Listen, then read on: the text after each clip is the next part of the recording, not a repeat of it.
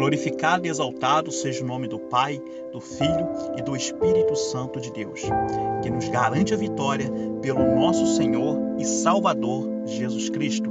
Se Deus é por nós, quem será contra nós? Eu cumprimento você com a graça e a paz do nosso Senhor e Salvador Jesus Cristo. Hoje eu venho trazer aqui um texto bíblico que fala sobre Jonas, isso mesmo. Qual o propósito de Deus na provação? Isso, Jonas, o propósito de Deus na provação. Eu gostaria de saber se você sabe qual é o propósito que Deus tem quando nos prova. Né? O que acontece se nós desobedecermos uma ordem de Deus? Você sabe o porquê que você está passando por alguma dificuldade na sua vida? Você sabe o porquê que você está passando por alguma tempestade? Hoje nós vamos estar trazendo esse texto, explicando para você o propósito de Deus na provação e o porquê que muitas das vezes nós passamos por ventos, por tempestades. Muitas das vezes nós somos engolidos aí pelo mar, né? E nós olhamos e perguntamos: Senhor, por que estamos passando por essa provação? Hoje, com essa explicação desse texto, eu espero que você procure dentro de si o porquê que você está passando por essa provação, porque pode sim ter um motivo. Deus pode ter determinado para você cumprir algo, para você fazer algo, e você, por algum motivo, você pode ter se desvencilhado do propósito de Deus, pode ter aí se desviado do caminho que Deus te colocou. Então, por esse motivo, Deus está te colocando à prova para que você retorne aí e faça o que o Senhor te ordenou. Então vamos lá. O profeta Jonas, conforme 2 Reis, capítulo 14, versículo 25, ele era de um vilarejo no norte de Israel, perto de Nazaré, chamado Gat-Éfer. A palavra do Senhor veio para Jonas clara explicitamente. Ele deveria pregar para a grande cidade de Nínive. No capítulo 1, no versículo 1 e 2, vai dizer: a palavra do Senhor veio a Jonas, filho de Amitai, com esta ordem: vá depressa à grande cidade de Nínive e pregue contra ela, porque a sua maldade subiu até a minha presença. Jonas foi o único profeta do Antigo Testamento mandado por Deus para pregar aos gentios. No entanto, ele seguiu na direção oposta à ordem estabelecida por Deus. Jonas, capítulo 1, versículo 3, vai nos dizer: mas Jonas fugiu da presença do Senhor, dirigindo-se para Tarsis. Desceu à cidade de Jopé, onde encontrou um navio que se destinava àquele perto. Depois de pagar a passagem, embarcou para Tarsis, para fugir do Senhor. Essa atitude de Jonas o levou a experimentar uma grande provação. Foi engolido por um grande peixe, exatamente. Entretanto, foi essa provação que fez Jonas mudar de ideia e o levou a tomar a decisão de buscar cumprir o propósito de Deus para a sua vida. No ventre do peixe, Jonas decide obedecer a Deus. Vamos lá. Deus está no controle de todas as dificuldades que enfrentamos, conduzindo todos os acontecimentos que nos cercam para que o seu propósito seja cumpra em nós, através de nós. A provação tem o propósito de nos despertar espiritualmente. Em Jonas, no capítulo 1, a partir do versículo 4 e 6, diz: o Senhor, porém, fez soprar um forte vento sobre o mar, e caiu uma tempestade tão violenta que o barco ameaçava arrebentar-se. Todos os marinheiros ficaram com medo, e cada um clamava ao seu propósito. Clamava ali ao seu próprio Deus. E atiraram a carga ao mar para tornar o navio mais leve. Enquanto isso, Jonas, que tinha descido ao porão e se deitara, dormia profundamente. O capitão dirigiu-se a ele e disse: Como você pode ficar aí dormindo? Levanta-se e clame ao seu Deus. Talvez ele tenha piedade de nós e não morramos. O Senhor fez com que uma grande e violenta tempestade atingisse o barco que Jonas viajava. Os marinheiros ficaram apavorados e começaram a clamar, cada um ao seu Deus, e jogava carga no mar. No entanto, o texto bíblico diz que Jonas dormia profundamente. Provavelmente estava muito cansado, pois teria andado cerca de 50 quilômetros até Jope para embarcar no navio. O capitão desperta Jonas para clamar seu Deus. Muitas vezes, Deus permite que a provação venha para nos despertar espiritualmente. A inércia espiritual é um grande impedimento para que o propósito de Deus se cumpra em nossa vida. Levanta-se e clame ao seu Deus. A provação tem o propósito de nos corrigir em relação à vontade de Deus. Jonas capítulo 1, versículo 7, 10. Então os marinheiros combinaram entre si: vamos lançar sorte para descobrir quem é o responsável por esta desgraça que se abateu sobre nós. Lançaram sorte e a sorte caiu sobre Jonas. Por isso lhe perguntaram: diga-nos, quem é o responsável por esta calamidade? Qual é a sua profissão? De onde você vem? Qual a sua terra? A que povo você pertence? Ele respondeu: eu sou hebreu, adorador do Senhor, o Deus do céu que fez o mar e a terra. Então os homens ficaram apavorados e perguntaram: o que foi que você fez? Pois sabiam que Jonas estava fugindo do Senhor, porque ele já lhe tinha dito. Vamos lá. Os marinheiros decidiram lançar sorte para saber quem era o culpado. A sorte caiu sobre Jonas. E os marinheiros, entendendo que ele era o culpado, questionaram sobre o que ele era. Ao afirmar ser adorador do Senhor, Deus do céu, que fez o mar e a terra, ele estava dizendo que não servia a um Deus de uma causa específica, mas adorava o Deus soberano sobre tudo e sobre todos. Aquilo deixou os marinheiros ainda mais apavorados diante da insensatez do profeta. Tudo isso que aconteceu foi permitido por Deus para que Jonas percebesse a seriedade da sua situação, corrigisse o seu caminho. Ele tinha que corrigir o seu caminho de alguma forma. A provação tem o propósito de nos proteger diante da adversidade. Jonas capítulo 1, versículo 11 ao 17. Visto que o mar estava cada vez mais agitado, e eles lhe perguntaram: o que devemos fazer com você para que o mar se acalme? Respondeu ele: pegue-me e jogue-me ao mar, e ele se acalmará. Pois eu sei que por minha causa que está violenta tempestade caiu sobre vocês. Ao invés disso, os homens se esforçaram ao máximo para remar de volta para a terra, mas não conseguiram, porque o mar tinha ficado ainda mais violento. Eles clamaram ao Senhor: nós suplicamos, não nos deixe morrer por tirarmos a vida deste homem. Não caia sobre nós a culpa de matar um inocente, porque tu, ó Senhor, fizeste o que desejava. Em seguida, pegaram Jonas e o lançaram ao mar, enfurecido, e este se aquietou, tomando toda grande temor ao Senhor. Os homens lhe ofereceram um sacrifício e se cumprimentaram por meio de votos. O Senhor fez com que um grande peixe engolisse Jonas, e ele ficou dentro do peixe 3 dias e 3 noites. Como a tempestade aumentava, os homens no navio questionam Jonas sobre o que deveriam fazer com ele.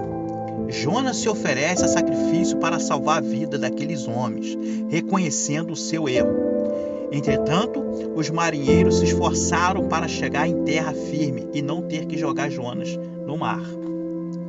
Ser jogado ao mar no meio de uma tempestade é morte certa, né, gente? No fim, eles decidem pedir perdão ao Senhor por terem que jogar Jonas ao mar. Quando Jonas é jogado ao mar, a tempestade cessa. O Senhor acaba sendo adorado pelos marinheiros do barco. O Senhor faz, então, com que Jonas seja engolido por uma grande peixe. É isso mesmo, um grande peixe.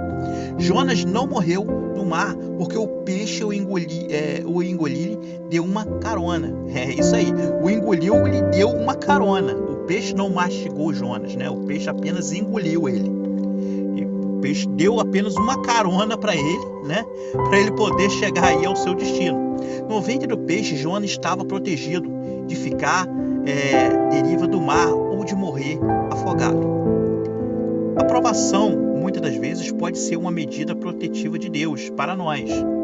A disciplina corretiva de Deus pode nos proteger de um mal maior.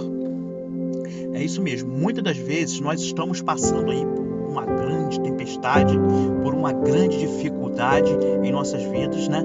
E nós não sabemos o porquê que tudo isso está acontecendo. E muitas das vezes nós tomamos atitudes sem pensar. E essas atitudes aí acabam gerando momentos ali de pânico. Foi o que aconteceu com Jonas ali. Jonas tentou fugir ali da ordem de Deus. Então o que Deus fez? Deus permitiu que coisas aos olhos dele terríveis acontecessem, né? Porém, muitas das vezes algo de muito terrível está acontecendo em nossas vidas. Porém, nós temos que saber que muitas das vezes todas essas coisas que estão acontecendo é por falta de obediência à palavra de Deus. Muitas das vezes nós somos enviados para levar a palavra de Deus, para pregar a palavra de Deus a toda criatura da terra, assim como Deus, como Jesus nos ordenou. E muitas das vezes, por medo às vezes de pregar a palavra de Deus, porque nós sabemos que o caminho é estreito, o caminho é espinhoso. E o que nós fazemos? Nós fugimos desse compromisso. Nós fugimos da responsabilidade que Deus coloca em nossas mãos. Então Deus não vê outra solução a não ser te colocar em prova. E a prova que Deus nos coloca muitas das vezes é para nos proteger. Porque muitas das vezes nós desviamos daquele objetivo, né? Daquela tarefa que Deus nos colocou para fazer. E vamos para um caminho. O caminho que vai nos levar à perdição. O caminho que vai nos levar à morte espiritual e até mesmo à morte carnal, né? Então Deus faz o quê? Deus nos coloca em provação. Assim como fez com Jonas, permitiu que um vento forte, né, tomasse aquele mar, que o mar ficasse agitado, né? E Deus, ele foi tão misericordioso ali, que Deus permitiu ali, né, que o Jonas fosse engolido por um peixe. E o peixe não o mastigou, simplesmente engoliu, para que o levasse para cumprir o que Deus mandou ele fazer. E dentro do peixe, dentro do ventre do peixe, Jonas pôde o quê? Jonas pôde ali refletir e parar, pensar, já que ele não tinha mais nada a fazer, ele estava preso ali. Então ele pôde refletir. Aonde eu estou querendo chegar? Que muitas das vezes Deus nos coloca em provação, Deus nos coloca em momentos difíceis, em momentos muito complicados. Para quê? Para que nós pensássemos, para que nós encontrássemos a solução. A solução é o quê? É o caminho que Deus nos determinou. Você já parou para pensar que você pode estar passando por esse problema, por essa tempestade, por você não estar fazendo aí o que Deus te ordenou você fazer? De repente eu esteja falando agora para uma pessoa conhecedor da palavra de Deus, talvez até um ex-pregador da palavra de Deus, que por algum motivo se desviou do caminho do Senhor, e hoje você se encontra aí de repente numa prisão. Hoje você se encontra, de repente, aí num leito de dor, num hospital, acamado dentro da sua casa. Você já parou para pensar que Deus está querendo falar com você através dessa situação, que Deus está querendo falar com você através dessa enfermidade, através dessa prisão que você se encontra? E você só olha para o céu e você diz: meu Deus, por que eu estou passando por isso? E a resposta está aí. Você fugiu do caminho que Deus te ordenou. Você fugiu, você se desencaminhou do objetivo, do alvo. Você se desviou. Então Deus te colocou aí em prova para que você possa refletir sobre tudo isso que você está passando e retornar aos caminhos do Senhor, retornar aí ao caminho que Deus indicou para você. Porque nós sabemos que nós somos provados em todos os momentos.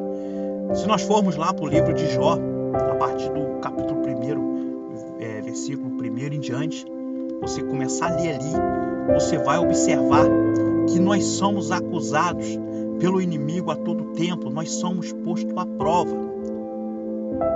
Portanto, Deus mesmo lá no livro de Jó, né, a palavra vai nos dizer, só você começar a ler lá do capítulo 1, do versículo 1 a seguir, que você vai entender que no dia que os anjos se apresentaram perante Deus, Satanás também se apresentou.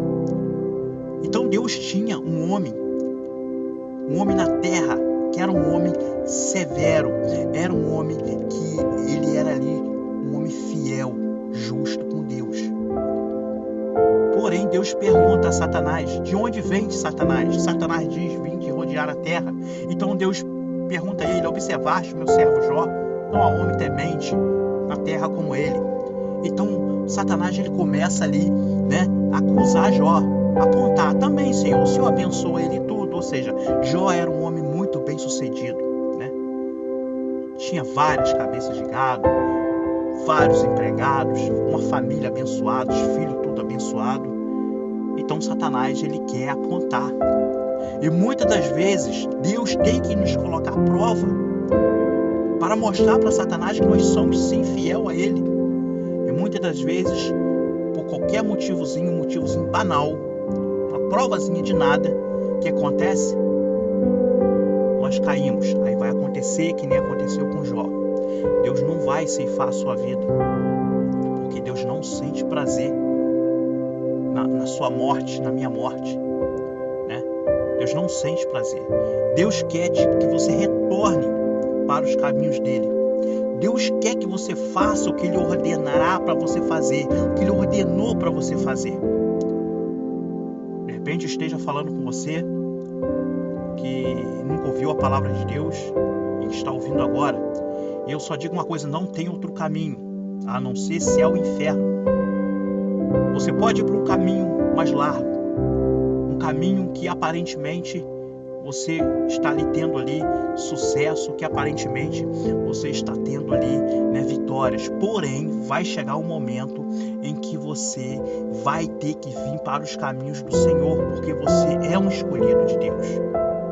E Deus não permite que os seus escolhidos permaneçam no caminho torto. Se você não vir pelo amor, você vai vir pela dor. É melhor que você venha antes que você seja tragado aí por um peixe, por uma baleia.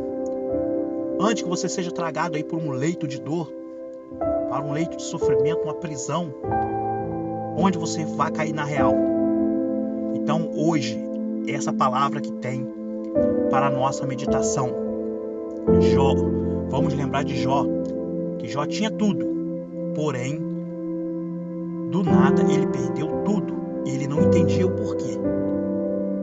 A sua própria esposa, vendo ele naquele sofrimento todo, disse para ele: amaldiçoa esse teu Deus e morre.